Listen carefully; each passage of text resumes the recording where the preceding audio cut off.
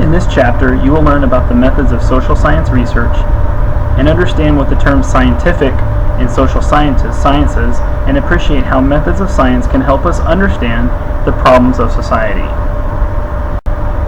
So why do we take a research methods class? Research methods has many benefits. This knowledge will give you greater confidence in your own opinions, improve your ability to evaluate others' opinions, encourage you to refine your questions, answers, and methods of inquiry about the social world. Also, having the tools of research can guide you to improve the social programs in which you work or you have your field placement, provide better interventions with your clients and potential clients, and monitor their progress. This table compares the steps in the social work problem-solving process to the steps involved in the scientific research process. Notice that the steps are very similar. Ultimately, our goal in the problem-solving process or the scientific research process is to provide the best findings for our clients, so we're using best practices at all times.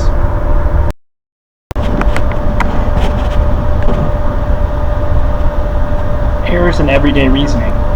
It is extremely easy to give different answers to questions about the social world. Everyday errors occur very frequently through discourse about social events that take place in our world on a daily basis. According to the text, you don't have to be a scientist or a well-accepted researcher to avoid errors in everyday reasoning. Overgeneralization occurs when we conclude that what we have observed or what we want to know to be true for some cases is true for all cases. For example, if you came across several homeless individuals in your community and found that many of them also abused alcohol, it would be easy to overgeneralize that all homeless individuals are alcoholic.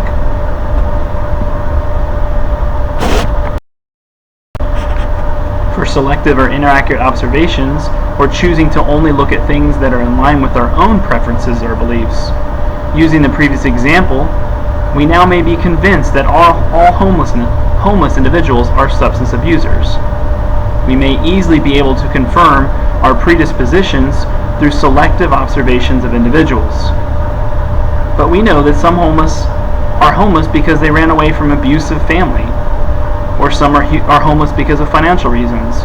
But we know that not all homeless individuals are substance abusers. According to the text, research on brain function indicates an external stimulus can trigger an emotional response.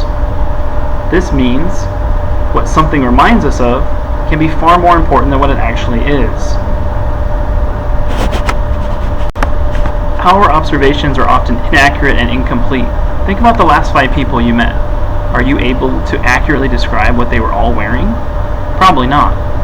Illogical reasoning is when we prematurely jump to conclusions or argue on the basis of invalid assumptions. According to the text, we cannot propose that all homeless individuals do not want to work. If the reasons that many are unemployed is because there is a shortage of jobs. This logic does not account for those individuals who cannot work from those who can. Resistance to change is the reluctance to change our ideas in the light of new information. Change can be caused by ego-based commitments, excessive devotion to tradition.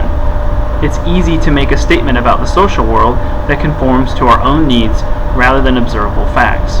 Our background knowledge and experiences make it difficult to take new information in, especially if we have to admit when we're wrong.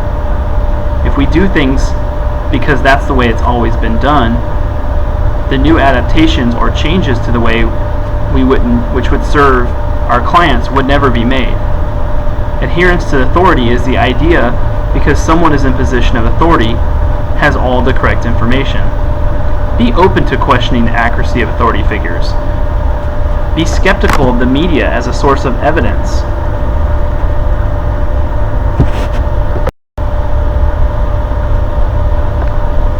I know one of the first ways of learning comes from someone in an authoritative position.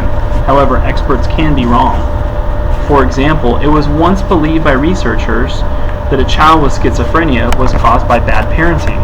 We now know that more recent evidence indicates schizophrenia is largely caused by genetic and biological factors. So be careful to take any information at face value without verifying its source. Can you apply any of this information that we just learned? Do you know of any social work services or programs that seem like they should be effective but not have proven to be so? What misleading sources of knowledge may have been used to justify them? Think about your field placements, or think about any information you've learned in past classes.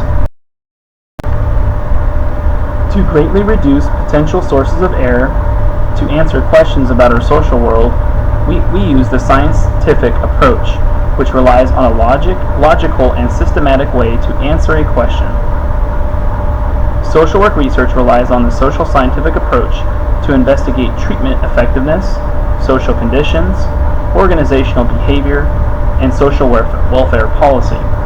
According to the text, our profession works with people from diverse backgrounds to promote the social and economic participation of groups that lack access to full participation, systematic investigation to uncover the various dimensions of the social condition, the accuracy of our assumptions about what causes that social condition, the characteristics of the people with a particular social status or social problem, and the effectiveness of our policies and programs to ameliorate the social program. The social scientific approach can reduce the likelihood of overgeneralization by using a systematic procedures for selection. It avoids illogical reasoning by using explicit criteria for identifying causes. It can reduce the risk of selective, inaccurate, or incomplete observation by requiring that we measure and sample phenomena systematically. It lessens the tendency to develop answers from unquestioning respect for authority because we base our beliefs on evidence that can be examined and critiqued by others. Evidence-based practice is the process of integrating information regarding each client's unique characteristics, circumstances, preferences, and action into our own professional judgment and external research findings. Evidence-based practice suggests social work practitioners should integrate the best current research to achieve a particular outcome. Practitioners should use knowledge that's driven from research studies that have utilized the social scientific approach, and the information obtained should be verified to be reliable and accurate. We know our clients bring their own perceptions and expectations for service and treatment. It is important to know your client and their needs, as well as the parameters of any intervention, before making a decision about which intervention is best for our clients. Finally, it is your goal to find relevant research literature, its accuracy, determine its usefulness to a particular client. Social work practitioners will also be able to provide different intervention outcomes when there's no progress being made on the original intervention provided. Social workers should provide clients with the information necessary to make decisions about services. We should help them understand the effectiveness of the intervention, what their role will be during the intervention, find out what our expectations of the clients, and provide them with the length of the intervention before we ever make any further decisions. Some questions to think about. Why is it more realistic to emphasize evidence-based practice today than, let's say, 20 years ago? Why would it be a mistake to rely totally on the findings of research for our practice decision making? Think about those questions. How much research existed in our field 20 years ago? And do we solely rely on research findings to make decisions for clients who are unique to us? When statements or conclusions we make about reality are correct, we have reached the goal of validity. When something is valid, it can be trusted. Social researchers figure out how and why the social world operates, and we can use that information to better help the needs of our clients. We are therefore concerned about three aspects of validity: measurement validity, generalizability, and causal validity. Each will be discussed in the next slides. Measurement validity is ensuring that what we intended to measure was actually measured. An example from the text identified in a study conducted when researchers found high levels of mental illness among homelessness for an interview. It was determined the typical survey questions may not provide that the measures of homelessness among the homeless because of being depressed is often associated with homelessness, not just mental illness. We must be careful in designing our measures to ensure they are reliable for everyone. So measurement validity exists when a measure measures what we think it measures. We may think we are measuring depression, but as in the case of the example, we may be measuring a normal reaction. Like most homeless people show signs of depression. It doesn't mean it's a mental illness. We must also ensure that the measure is still accurate when we apply it to certain subgroups of the population. Does it measure the same for older adults, for women, gay men, Asian Americans? An example in the text provides an example of how researchers make the mistake of claiming how their findings can be generalized to all populations. In this example, a survey was conducted at only one homeless shelter, and the results of the survey were generalized about why homeless individuals chose or avoided shelters. Sample generalizability refers to the ability to generalize from a sample of a larger population to that population. In this case, the researchers assumed that the answers provided by one subpopulation of homelessness individuals would reflect all homeless individuals' perceptions. Cross-population mobility refers to the ability to generalize from findings about one group population or setting to another group's population or settings. This text and our class will use the term external validity, which is the extent to which findings hold true for multiple population. The example in the text outlined an intervention to help homeless individuals obtain and maintain permanent residence. Ideally, you would like to be able to use this information when working with clients and your particular community. However, this can only be done if the treatment has evidence of external validity.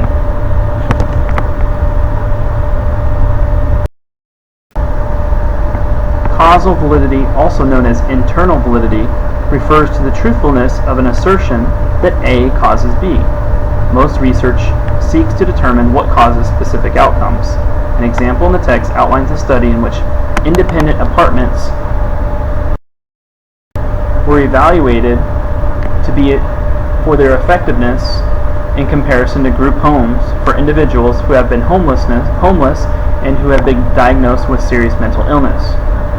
Researchers found that participants in the group homes benefited more from group housing with retention and cognitive function. Therefore, researchers concluded that group homes were more effective than independent apartments for people that were homeless and had serious mental illness. Establishing causal validity can be very difficult. However, using the social science approach and evidence-based practice can help us achieve those results. Social work practitioners and researchers must recognize that cultural norms impact the research process. These elements can affect the willingness of individuals to participate, the meaning of the terms we use, how and when data is collected, and the interpretation of the findings. Because of past atrocities and unethical research practices, women and ethnic minorities are often reluctant to participate in research because of an enormous amount of distrust. Having an adequate representation of all subgroups makes the findings more difficult to generalize across populations if we're missing that information. When constructing our measures, we must ensure that all those who are participating have a similar understanding for the concept being measured. Different questions can have different meanings to two different groups. For example, the term routine checkup is unfamiliar to Chinese Americans. This slide outlines how we classify research studies into 4 categories: descriptive, exploratory, explanatory, and evaluative. Each will be further evaluated in the next several slides. Descriptive research studies typically involve gathering of facts. This is generally done because little is known about the phenomena being studied. For example, Little is known about the homeless population within a particular area. The first step is to define exactly what makes up the homeless population. What are the causes of homelessness in the area? How long have the individuals been homeless? Are there any differences that may exist between subgroups? Once we find this information, we can use it to clearly define our terms that we can use in a research study.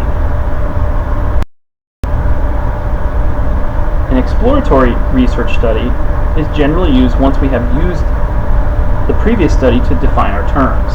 An explanatory study seeks to learn how people get along in the setting under question, what meaning they give to their actions, and what issues or concerns they have. It is the goal to learn what is going on and to investigate social phenomena without expectations. Alice Johnson in 1999 used personal narratives of 25 women to identify the events that led these women with their children to seek emergency shelter. Johnson found that women only saw the shelter as being positive, allowing them the opportunity to regain control of their life. All of this information is valuable and can generalize to that particular shelter. However, it cannot be generalized across all populations.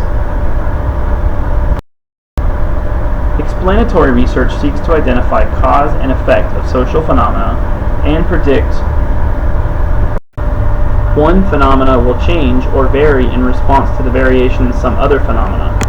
Peter Rossi designed a study to understand why people were homeless. He surveyed homeless people in shelters located within Chicago. Rossi developed an explanation of homelessness and used this information to make a series of recommendations to reduce homelessness based on his findings. Evaluation research, also known as program evaluation, search for practical knowledge and considerations in the implementation and effects of social policies and the impact of programs. A study conducted in 2006 addressed the question if housing should come first for homeless people with mental illness or for those who have issues of substance abuse. Researchers ultimately found no significant differences between these groups. However, they did find that the housing first model was more effective than the treatment first group. Evaluation research uses research methods and processes for a variety of different tasks: to describe the clients using a particular program, to explore and assess the needs of different communities, to evaluate the effectiveness of a particular program, to monitor the progress of clients, or even to monitor the performance of staff. Two types of research methods that we will talk about in later chapters are qualitative and quantitative methods. Quantitative is most often used for descriptive, explanatory, or evaluative research. The goal is to understand that the correct reflex of reality. And qualitative research is most often used for exploratory research. The goal is to develop an authentic understanding of the social process or setting. In quantitative research, we're often looking for quantity, and data is often collected in the form of values. In qualitative, we're more looking for the quality of the research. Data is often collected more in interviews. So what is deductive and inductive research? Deductive research is a specific expectation is deduced from a general theoretical premise and then tested with data that has been collected for this purpose. Inductive research begins with specific data that are used to develop or induce a theory to account for patterns in the data. So the comparison is, in deductive, we start with theory and use data to support. In inductive, we start with data and use that information to produce theory. A YouTube video below does a great job of defining these two terms.